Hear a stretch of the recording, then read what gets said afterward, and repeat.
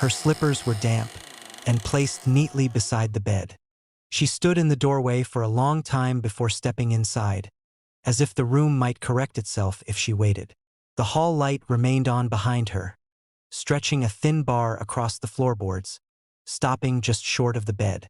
Everything beyond it felt held in a softer, dimmer air. The slippers were aligned heel to heel, toes angled outward with quiet precision. She did not remember leaving them that way. She rarely noticed how she left them at all. She stepped closer. The fabric looked darker along the edges, as if it had absorbed something. When she touched one with her fingertips, the dampness spread instantly to her skin, cool and thin. Not sticky, not oily, just water. She drew her hand back and wiped it against her shirt without thinking. There was no smell. She looked at the bed. The blanket was undisturbed, pulled flat. The pillow carried the shallow imprint of her head from the night before. Nothing else appeared altered. The window was shut, the latch still turned inward. Behind her, the house held its usual nighttime sounds. Low electrical hums, a faint ticking from somewhere in the walls, the distant settling of wood. It all felt intact, ordinary. She told herself she must have stepped in something earlier. The kitchen sink sometimes dripped if the handle wasn't set quite right. Or the bathroom tap could have soaked through without her noticing. She picked up one slipper and turned it over. The sole was dry. Only the upper fabric held the moisture. For a moment, she imagined placing her foot inside, feeling that coolness wrap around her toes. The thought made her set it back down. She went to the bathroom. The tile was cold under her bare feet, but dry. The sink was off. She pressed her fingers against the metal faucet, then beneath it, testing for a residual drip. Nothing. She opened the cabinet under the sink and checked the pipes. No leaks. The small plastic bin she kept there was empty. In the mirror, her face looked unchanged. A little pale, maybe, but it was late. She had been reading in the living room longer than usual, letting the hours pass without noticing. She turned off the bathroom light and stood there a second in the dark, listening. There was a faint sound. Not a drip. Not quite. She waited, holding her breath. Came again, softer this time, like fabric shifting against itself. Then it was gone. She stepped back into the hallway and left the bathroom door open behind her. The bedroom waited at the end, unchanged. The slippers remained where she had left them. She crossed the room slowly and reached for the lamp on her bedside table. The warm light spread outward, flattening the shadows, making everything more definite, safer almost. She knelt and touched the slippers again. Still damp. The moisture hadn't spread onto the floor beneath them. The wood there was smooth, faintly cool, but dry. It should have left a mark. Some sign of transfer. It hadn't. She stood and looked around the room again, more deliberately this time. The wardrobe doors were closed. The curtains hung still. The air felt neither warmer nor colder than the rest of the house. Her gaze returned to the slippers. They were the only thing that held the wrongness. She turned off the lamp. The darkness folded back in quietly. She left the room and went to the kitchen. The overhead light flickered once before settling. The sink was empty. She turned the tap on, watched the water run, then shut it off firmly until it squeaked against the metal. A thin drop gathered at the edge, then fell into the basin with a small, precise sound. She stared at it. Another drop formed. She tightened the handle again, though it resisted, already fully closed. The drop hesitated, then fell. The sound echoed more than it should have. She stepped back. The floor near the sink was dry. She checked anyway, running her foot lightly across the tiles. Nothing clung to her skin. She turned off the light and stood in the doorway, looking back. In the dimness, the metal of the faucet caught a trace of light from the hall. Another drop gathered, trembling, but she didn't wait to see it fall. She returned to the bedroom. The slippers were no longer beside the bed. She stopped just inside the threshold, her hands still on the doorframe. It took a moment to understand what she was seeing. The space where they had been was empty, the floor bare and unmarked. Her eyes moved slowly across the room. They were by the window now, still neatly placed, still aligned. The same careful angle, as if they had been set down by someone with steady hands. She did not remember moving them. She did not remember leaving the room long enough for anything to change. The window remained closed. She crossed the room without turning on the light. The dark felt thinner now, less solid, as if it might give way if she moved too quickly. When she reached the slippers, she crouched again. The dampness had spread. The fabric looked heavier, saturated deeper into the seams. When she touched them, the water pressed up against her fingers, colder than before. A small bead slipped from the edge and fell to the floor. She watched it land. It did not spread. It remained a perfect, rounded shape, holding itself together for a second longer than it should have before flattening into the wood. She lifted her hand. There was more water now than before. Enough to gather, to fall. She stood slowly and looked at the window. The glass was clear. No condensation. No sign of intrusion. She pressed her palm against it. Cool but dry. Behind her, something shifted. She turned. The bed. The blanket had sunk slightly at the center, as if someone had sat down. She waited. Nothing moved. The impression remained. She took a step back, then another, until she felt the wall behind her. Her breathing had grown shallow without her noticing. She forced it slower, quieter, as if the sound might draw attention. The room held itself in place. After a moment, she moved forward again, careful, deliberate. She reached the edge of the bed and extended her hand toward the dip in the blanket. The fabric was cool. Not warm. Not recently disturbed. She pressed down lightly.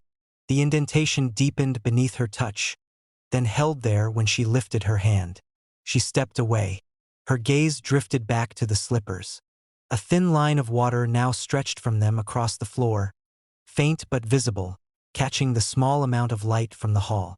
It led away from the window, curving slightly, uncertain. She followed it with her eyes. It did not lead to the door. It led toward the side of the bed. She moved closer. The line grew darker, more defined, as it approached the frame.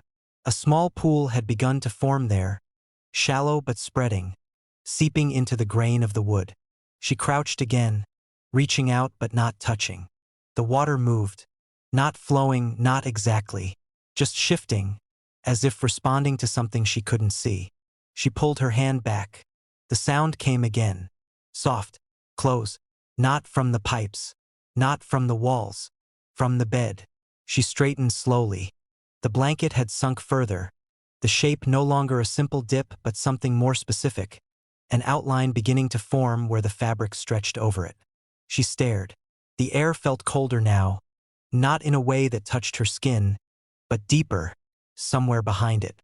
The water at her feet crept forward another fraction, the edge of it thinning as it reached for the bed frame.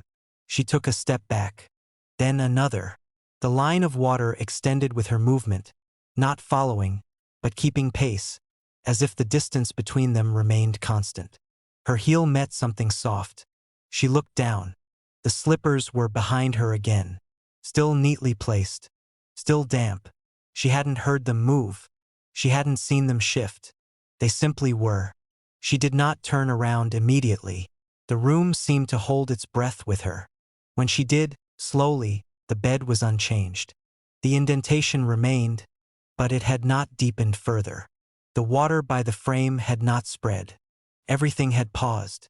She stood there for a long time, her eyes moving between the bed and the slippers, then to the thin, wavering line of moisture that connected them.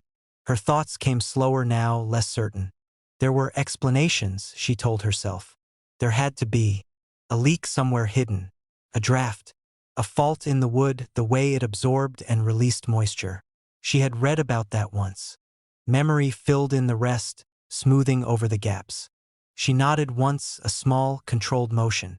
Then she bent down and picked up the slippers. They were heavier than they should have been. The water inside them shifted as she lifted them, subtle but undeniable. She held them at arm's length. A drop fell from the toe of one, landing on her foot. The cold of it spread upward, lingering. She carried them to the door and set them in the hallway, just beyond the threshold. carefully, precisely, heel to heel, toes angled outward. She stepped back into the room and closed the door. The click of the latch sounded louder than it should have. She stood there, her hands still on the knob, listening. For a while there was nothing. Then, faintly, from the other side of the door, the softest sound of fabric shifting against itself, followed by a single, measured drop.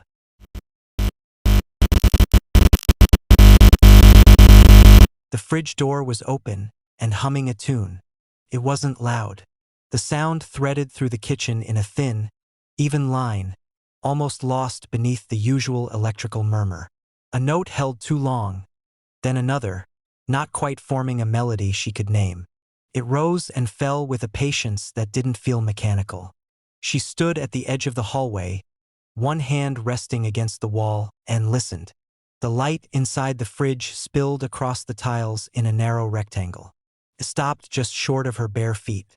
The rest of the house remained dim, arranged in familiar shapes that didn't invite attention. She didn't remember opening it. She tried to place the last time she'd been in the kitchen. A glass of water, maybe, earlier. The evening had thinned without her noticing, hours folding into each other while she sat in the living room with the television on low, not watching. The humming shifted slightly, as if adjusting to her listening. She stepped forward. The tile was cool, a dry, even cold that grounded her with each step. The closer she came, the clearer the sound became, not louder, exactly, but more defined. It carried a faint rhythm now, something that suggested intention without settling into anything recognizable. She reached the doorway and stopped again. The fridge stood open just wide enough to show the interior shelves. Nothing looked disturbed. Containers in their places. A jar near the front, catching the light. Carton pushed toward the back. The bulb inside flickered once, then steadied. The humming continued. She moved closer and placed her hand on the edge of the door. The surface was colder than usual. Not the shallow chill of metal, but something deeper, as if the cold extended inward and held there. It pressed into her palm, steady and unyielding. She didn't close it immediately. Instead, she leaned slightly, angling her head to listen past the sound. There was something beneath it, faint and irregular. Not quite a second tone. More like a break in the first, a small hesitation that repeated at uneven intervals. Her breath slowed without her noticing. She pushed the door. It resisted, not firmly, not enough to stop her, but just enough that she felt the difference. The hinge gave with a soft, delayed movement, the rubber seal brushing the frame with a quiet drag. The humming stopped. The sudden absence of it left the room thinner. She stood there, her hands still on the closed door, listening to the quiet hum of the refrigerator's motor. It sounded ordinary now, flat, background. She waited. Nothing returned. After a moment, she let go and stepped back. The kitchen felt as it always did at night. Contained, slightly colder than the rest of the house, the air still. The overhead light remained off. Only the faint glow from the hallway reached in, catching the edges of the counter and the sink. She told herself it had been the motorcycling. Old appliances made sounds. Variations. Patterns that suggested familiarity if you listened too closely. She turned away. By the time she reached the hallway, the humming had started again. She froze.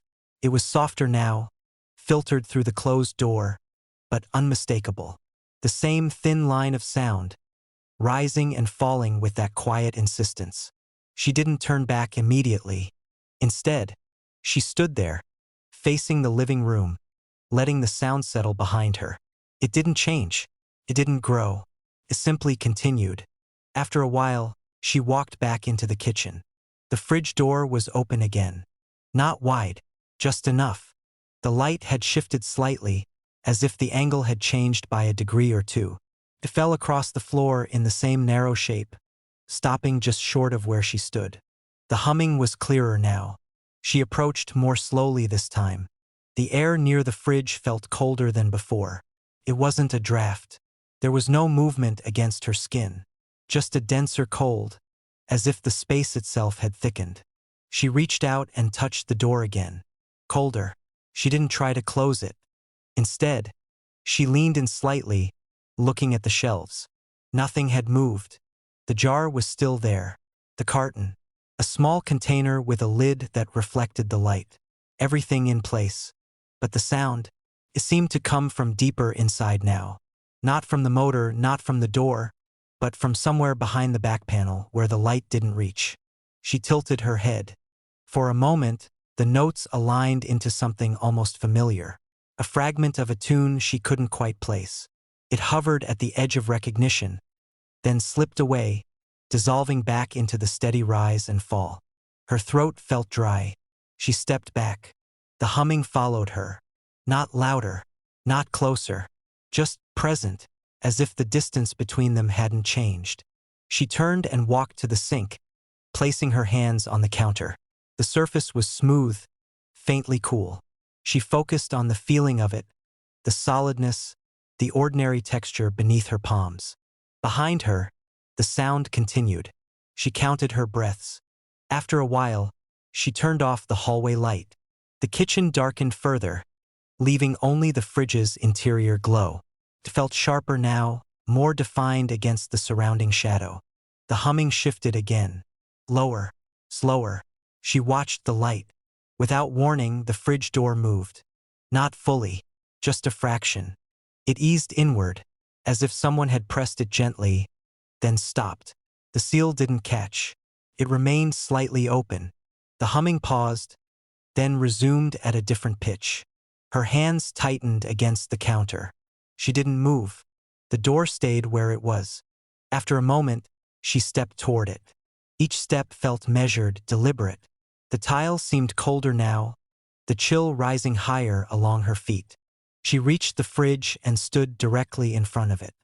The light spilled over her, touching the front of her legs, the hem of her shirt. The sound was clearer here. Not mechanical. Not entirely. There was a shape to it now, a pattern that repeated just enough to suggest memory. A sequence of notes that almost resolved, then didn't. She found herself trying to follow it, waiting for it to complete. It never did.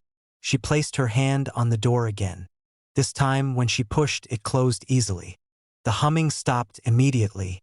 The silence that followed felt heavier than before, pressing in from the edges of the room. She stepped back.